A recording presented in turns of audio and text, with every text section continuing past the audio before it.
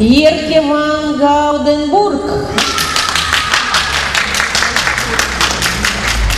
обладает типичным для фризовской породы нарядным экстерьером, великолепной длинной волнистой гривой и хвостом, а также широкими просторными движениями.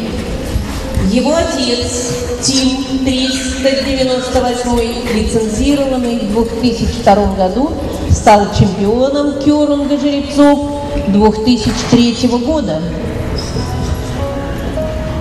В 2005 году Ерке по итогам инспекции получил среднюю оценку за экстерьер и движение 107 баллов и был награжден титулом стер. Затем он успешно прошел все 3 раунда инспекции фризских жеребцов. На последующих испытаниях рабочих качеств А, Б, П Ерке набрал в сумме 65 баллов. Средняя оценка за племенные ценности 98 баллов.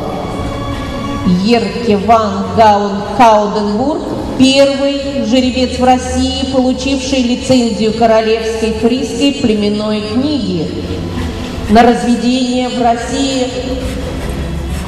Полученные от него жеребята соответствуют всем строгим требованиям, что подтвердила первая российская инспекция КФС в 2010 году.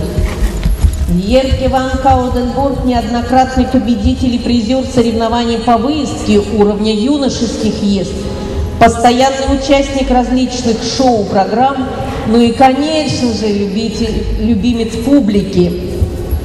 Представляет жеребца Евгений Шарангович. Вот этому жеребцу можно аплодировать сколько хотите.